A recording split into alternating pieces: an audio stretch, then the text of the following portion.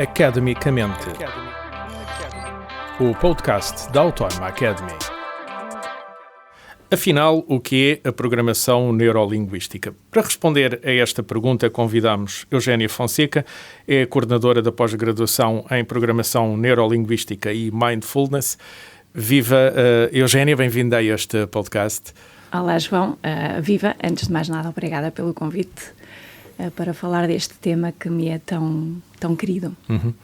Do Mindfulness falaremos noutro episódio. Hoje vamos nos focar na programação neurolinguística, também conhecida como PNL. Eugénia, o que é isto da PNL, afinal? Então, a programação neurolinguística pode ser definida de várias formas e podemos começar eventualmente por desmontar o que significa PNL.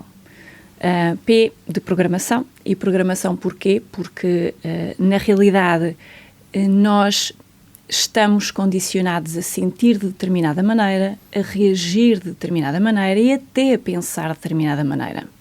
E este condicionamento advém daquilo que são os nossos, eu vou-lhe chamar filtros, mas basicamente é a nossa educação, cultura, traumas, coisas boas da vida, coisas menos boas da vida. Todo um histórico cultural, psicológico, enfim, que no fundo é a nossa biografia e a nossa cultura. Exatamente, não é? A nossa história pessoal acaba no fundo por e condicionar a nossa programação. Como se o nosso cérebro fosse o hardware, agora para usar uma espécie de linguagem mais informática, e depois nos fosse instalado o software, que é a tal programação, que se refere àquilo que são os nossos condicionamentos na forma como pensamos, reagimos e até sentimos. As coisas em que acreditamos também. As coisas em que acreditamos, aquilo que são os nossos valores, o que é importante para nós e por aí vai. Tudo isto são programações que acabaram por ser introduzidas em cada um de nós por aquilo que é a nossa história pessoal. Uhum. E depois vem a parte do neuro, não é? Depois vem o a N parte de neuro. N de neuro, exatamente. Neuro, porquê? Porque na realidade todas estas programações têm lugar no nosso sistema nervoso central, não é? Portanto, dentro do nosso cérebro, cada um dos nossos padrões tem uma sinapse neuronal responsável por aquela reação, responsável por aquele sentimento, responsável por aquele pensamento. E, além disso, nós também captamos o mundo exterior pelos nossos 5 sentidos e depois o nosso sistema nervoso central traduz aquilo numa percepção interna. Uhum. E a linguística, porque acabamos por traduzir estes padrões, estas programações que nós temos internas dentro do nosso sistema nervoso central através de comportamento verbal. Linguística aqui não é só linguagem verbal, mas também através de comportamento não verbal. Assim, a programação neurolinguística acaba por estudar aquilo que são os nossos programas internos, os nossos padrões, que ocorrem no nosso sistema nervoso central e que depois se traduzem em resultados nos nossos ambientes através de comportamento verbal e não verbal. Portanto, resumidamente, podemos dizer que programação neurolinguística é isto. Mas podia desenvolver mais. Sim, então percebemos de onde vem o P, o N e o Exatamente. L. Portanto, nós comunicamos com linguagem e recebemos a informação dos outros através de linguagem, como disse, seja ela verbal ou não verbal, os gestos, as expressões faciais, a postura do tom corpo, de voz, o tom a de postura, voz. enfim. Exatamente. Todas essas coisas a quem a programação neurolinguística, pela parte do L, também dedica a sua atenção. Isso mesmo. Mas quando olhamos para a vida do dia-a-dia, tocou aqui no ponto da linguagem. Conheço muitas pessoas que foram fazer formações de programação neurolinguística na esperança, acredito que tenham colhido resultados, de melhorar a comunicação. Este é um dos aspectos em que a programação neurolinguística toca, a forma como comunicamos. Sem sombra de dúvidas, Porquê? A comunicação Onde? é um dos aspectos fulcrais da programação neurolinguística, porque quando nós compreendemos os nossos mecanismos internos e estamos em condições de compreender os mecanismos internos das outras pessoas, então acabamos por conseguir comunicar muito melhor. Então, assim, por exemplo, se eu souber como o João se arruma internamente, quando recebe informação do exterior, como é que a organiza internamente no seu pensamento, eu vou comunicar consigo de forma customizada. E isto torna a nossa comunicação altamente eficaz. Caso contrário, eu estou a falar com o João como eu, Eugénia, me arrumo internamente por dentro, em termos de pensamento. E, com sorte, acerto na forma como o João se arruma. Ou não, se observar e conseguir perceber essas formas, então quer dizer que a Eugénia tem algum treino e ferramentas que, olhando para mim, depois de conversar comigo há algum tempo, ou eventualmente passando-me algum teste, consegue perceber como é que eu arrumo internamente, usou a expressão, arrumar internamente as ideias. Vamos fazer aqui alguma luz sobre isto. Provavelmente está a dizer, o João é mais visual, é mais auditivo, é mais sinestésico. E eu acabei de usar 3 palavrões. Não é? É verdade, fantástico. Visual, auditivo e sinestésico. Isto ajuda-me a perceber como é que os outros arrumam as ideias, estes 3 palavrões que eu Sim, usei. sem sombra de dúvidas. Então, o que é que eu estive a falar? O nosso pensamento não é composto apenas de palavras, não é? Nós captamos o mundo externo pelos nossos 5 sentidos. E então, na realidade, nós arrumamos-nos internamente também através de imagens, sons e sensações. Claro que nós temos isto chama-se o visual, o sinestésico e o auditivo são sistemas de representação que funcionam como um filtro poderosíssimo à entrada da informação, porque apesar de nós termos todos, na realidade nós somos mais fortes num ou outro. Isso significa que, inconscientemente, eu deixo entrar toda a informação que me chega sob a forma em que eu sou mais forte e omito completamente toda a informação que me está a ser dirigida por outras formas. Serei mais distraído para essas outras formas. Muito mais distraído. O nosso cérebro faz constantemente generalizações, omissões e distorções. Se eu sou, por exemplo, uma pessoa de natureza mais visual, eu faço omissão inconscientemente de toda a informação que me chega por outras vias. Eugénia, então, nós falámos de comunicação, mas agora eu pensei no ensino, na educação. Sem dúvida. Porque tradicionalmente o nosso ensino era muito auditivo, cantava-se a tabuada. Sim. E de facto há alunos que aprendiam bem a tabuada cantando, mas se calhar aqueles mais visuais, com os gráficos, com os esquemas, com grandezas traduzidas em gráficos, talvez percebessem melhor. Sim, João, tem toda a razão. As crianças na idade em que aprendem a tabuada são maioritariamente visuais e sinestésicas e o nosso sistema de ensino está muito auditivo quando cantam a tabuada para memorizar, como disse bem, eu também sou desse tempo, ou então é muito auditivo digital, quer dizer, completamente fora das sensações e das emoções, e as crianças não compreendem aquelas palavras distantes das emoções, como analisa, testa, ensaia, e nós quando chegamos à escola só encontramos destas palavras e não conseguimos ter noção do que isto é. Ainda sofremos do erro de Descartes, essa separação entre o que é racional e emocional? No ensino e infelizmente ainda noutras áreas da vida, eu diria que sim. Então, a PNL é útil à comunicação, pode ser útil aos processos de educação, mas também encontro muito, quando vou à FNAC e outras livrarias grandes, livros de programação neurolinguística arrumados na área de desenvolvimento pessoal. Sem sombra de dúvida. Estamos a falar de quê, neste caso? A programação neurolinguística é maravilhosa porque precisamente tem um espectro de aplicação enorme. Ela é ótima para o desenvolvimento pessoal, desde logo porque nos ajuda a compreender ou a dar resposta a uma pergunta muito pertinente, que é como? Como é que eu construo os meus pensamentos? Como é que eu construo as minhas emoções? Como é que eu construo o meu comportamento? E quando eu estou capaz de dar resposta a este como, isto significa que me conheço bastante bem e posso otimizar este processo caso isso seja necessário. Então, a programação neurolinguística ajuda-me a conhecer melhor nos meus pensamentos, nos meus receios. Sem sombra de dúvidas. Isso pode-me ajudar a definir metas, a ultrapassar medos, então? Sem sombra de dúvidas. A programação neurolinguística... Pode dar, assim, um exemplo de, medos que se aplica PNL, programação neurolinguística, a clientes, com certeza que já encontrou pessoas com alguns receios ou alguns medos. Sem dúvida. Como é que esses medos podem ser ultrapassados através deste tipo de ferramentas de programação neurolinguística? Se estivermos a falar de um medo muito grave, chama-se fobia e, inclusivamente, a programação neurolinguística tem uma ferramenta que trabalha especificamente as fobias. Se eu tiver medo de entrar num avião, ajuda-me a entrar num avião? Claro que ajuda. Ainda fiz isso com muito prazer há muito pouco tempo e com muito bom resultado. A pessoa viajou há pouco tempo e deu-me um ótimo feedback. Sim, é muito possível. É possível? Claro que sim. Se eu achar que não sou merecedor de determinada coisa e peço um salário mais baixo do que aquele que mereço. Sim. Isso tem a ver com o merecimento. A programação neurolinguística trabalha os 6 níveis do cérebro. O nosso comportamento, as nossas habilidades para termos determinado comportamento, aquilo que são as minhas crenças e valores, a minha identidade, onde a história do merecimento e autoestima está envolvida, e depois aquilo a que se poderá chamar de propósito, não é? Eu existo para quê? Para determinado, sim.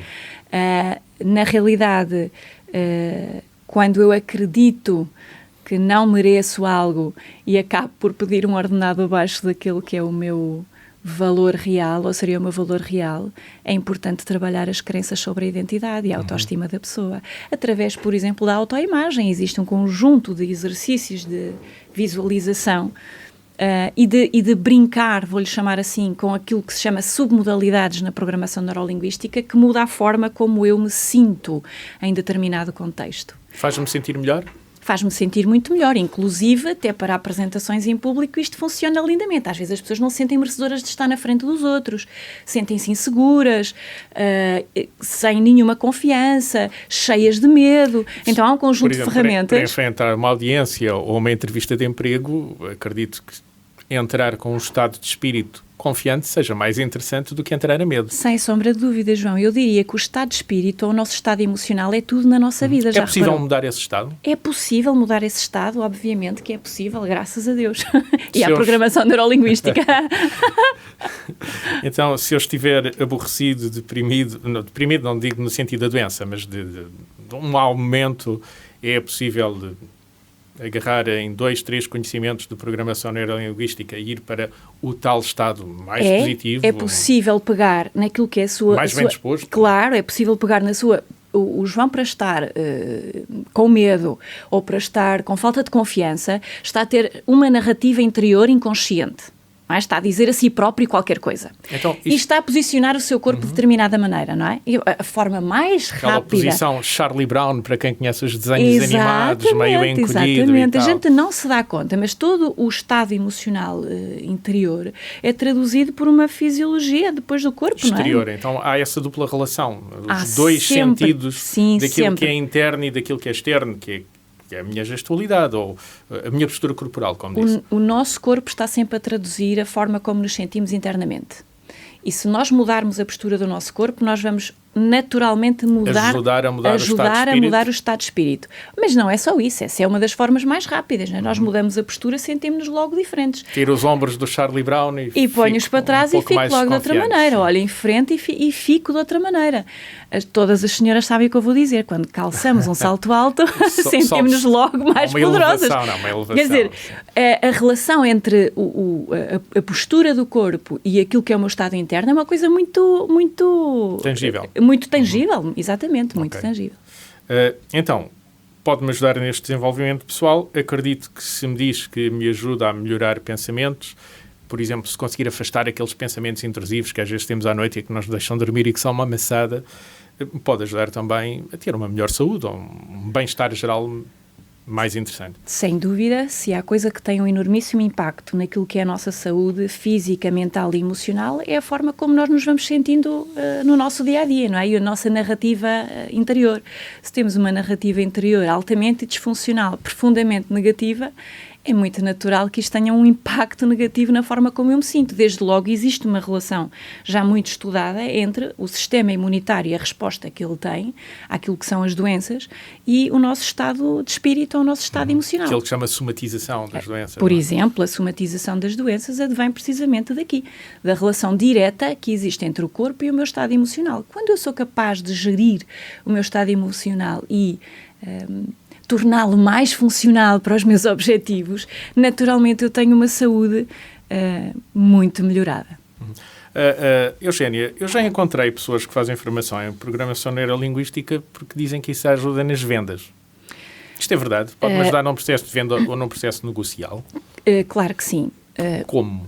Se a programação neurolinguística é ótima para o meu desenvolvimento pessoal e autoconhecimento, é ótima para eu conseguir conhecer o meu interlocutor, é ótima para comunicar, então a venda, o que está na base da venda é a comunicação, portanto, naturalmente que a programação neurolinguística me ajuda a alcançar, se eu for vendedor, resultados. Se for para um negócio ou tiver ali uma reunião com alguém para um processo negocial. Pode ser, claro, um negócio, um processo negocial, gestão de conflitos, gestão de equipas, liderança. Isso quer dizer que pode ajudar, agora se eu for um profissional de recursos humanos, falou em gestão de conflitos, entender a equipa e dirimir conflitualidade de uma equipa? Sem dúvida, até a fazer um puzzle mais funcional da própria equipa, porque eu depois conheço os perfis emocionais dos meus colaboradores e há perfis compatíveis e complementares. O ideal é ter estes dois juntos, mas quando não é possível ter estes dois juntos, tenho que tomar uma decisão. Eu tenho perfis compatíveis, mas não complementares, isso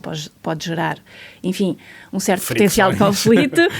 Ou então é mais importante para mim ter compatíveis e não ter complementares, mas depois isto pode ter algum prejuízo naquilo que é o desempenho da equipa. O desempenho da equipa. É muito interessante isto para quem está na área dos recursos humanos, sem sombra de dúvidas. Ok. Então, e nós gostamos muito de viver em determinada altura da vida a dois, não é? Outro tipo de famílias de outra forma, mas pelo menos de forma muito comum a dois. A programação pode-me ajudar num relacionamento a dois, no relacionamento com os filhos, em família? Sem sombra de dúvidas. No relacionamento com filhos adolescentes, que é o que eu tenho agora, estou numa fase bem desafiante. Porque percebendo-os, pondo Sim, no lugar deles. É fantástico. Como é que é isso? É fantástico. Conseguimos colocar-nos no lugar deles, naturalmente, e isto Mas são adolescentes, não, amor? Não é uma tarefa fácil, mas na realidade também conseguimos conhecê-los melhor e comunicamos de forma mais adaptada à fase em que eles estão. E isso torna a nossa comunicação muito mais fácil. Eu vou-lhe dar um exemplo. Eu espero que eles não ouçam, porque senão acabou-se a minha vida. Quando eu os quero deitar a uma determinada hora, eu nunca digo, agora que são adolescentes é impossível, vamos para a cama às 10 da noite. Nunca digo isto, porque isto é entendido como uma ordem. Os adolescentes odeiam ordens, porque quer dizer, estão-se a emancipar e agora a mãe vai dar ordens. É que nem pensar. Então o que eu digo, quando quero que eles vão para a cama às 10, é a seguinte coisa. Uso um ou.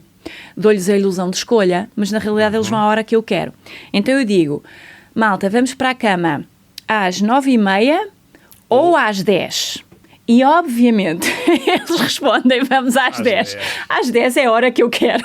E assumiram o compromisso. E assumiram o compromisso e ainda ficam super felizes porque foram eles que decidiram. Quando eles souberem que o ou é sempre outra pessoa a encostar-nos à parede, e nós, quando alguém nos diz, isto é muito interessante, porque quando alguém nos diz ou A ou B, nós automaticamente omitimos todos os outros ous. Caminhos. Todos os outros caminhos. Ficamos com dois caminhos. Exatamente. Não deixam que isso aconteça.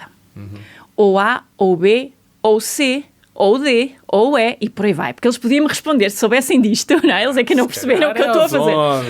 Oh, mãe, se calhar pode ser ou às 9h30, ou às 10, ou às 10h15, ou às 10h30, que não é tarde, nós vamos fazer 14, 17, ou às 11, não é? Só que eles ficam fechados naquelas duas hipóteses. Ainda. Agora, só ouvirem isto, acabou-se a minha vida. Eugénia, pelo que eu, como disse até agora sobre programação neurolinguística, falou muito em entender os outros, pôr-nos no lugar do outro, aquilo que normalmente se chama de empatia, portanto, saber estar no lugar do outro. Isto é profundamente útil para relacionamentos. Falava há pouco em dirimir conflitos, mas se calhar até é mais do que dirimir esses conflitos. Sim, sim. A compreensão profunda do outro, e também o João tinha falado nos relacionamentos, eu depois fugi para a questão dos filhos, mas vai tudo bater ao mesmo. São relacionamentos, claro.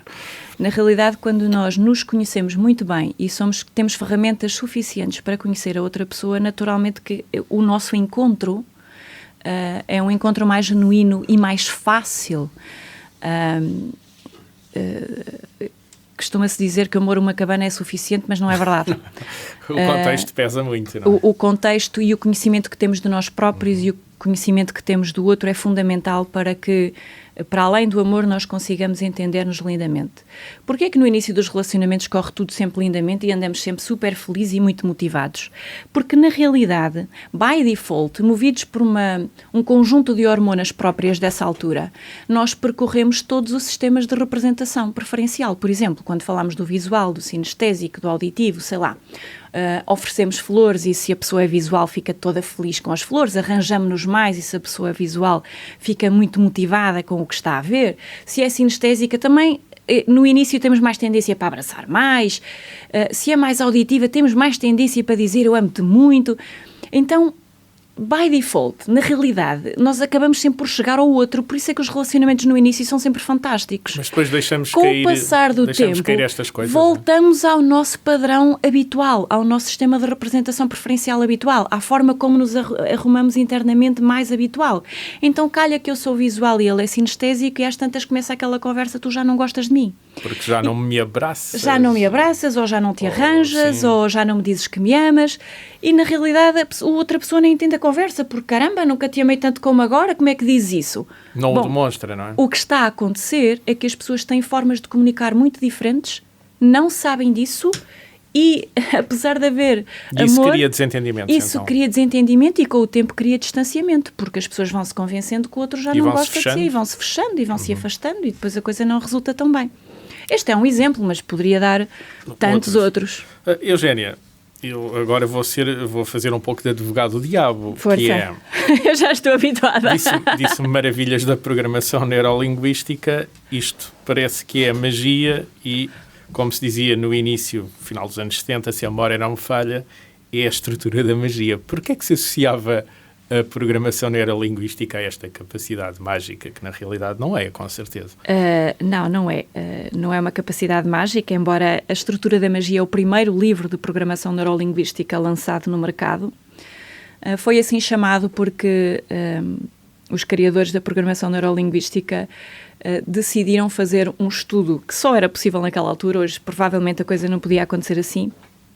Ficaram espantadíssimos com os resultados de excelência de alguns terapeutas daquela altura e ficaram intrigados como é que outros com a mesma formação, o mesmo contexto, a mesma cultura, a mesma bagagem, não conseguiam os mesmos resultados. Sim. E então decidiram ir estudar o que é que era diferente naquelas pessoas e começaram a gravar as suas intervenções e as suas sessões. E é daí que vem a base daquilo que hoje em dia se chama é daí que vem a base, sim, é daí que vem a base. Entretanto, ao longo dos anos, a programação neurolinguística teve Desenvolveu-se. muitos desenvolvimentos extra, naturalmente, mas quando começa pela observação de pessoas muito bem-sucedidas na área da terapia familiar, da Gestalt e da hipnoterapia. E o que é que eles descobriram? O Grinder... Que não era magia. E Bandler, que não era magia. Portanto, estas pessoas faziam a excelência com padrões específicos de linguagem verbal e com formas específicas de linguagem comportamental. E estruturaram isto num livro e deram-lhe o nome A Estrutura da Magia, porque perceberam que quando outra pessoa replica estes padrões, consegue alcançar os mesmos níveis de excelência. E a isto eles chamaram de magia. De magia. Não é magia, mas não deixa de ser. Eugénia Fonseca, muito obrigado pelo tempo que pôde eu é que despender agradeço, foi muito bom. Para nos ajudar a perceber o que é isto da programação neurolinguística. Obrigada, João, muito obrigada. Academicamente. Este programa foi gravado nos estúdios da Universidade Autónoma de Lisboa.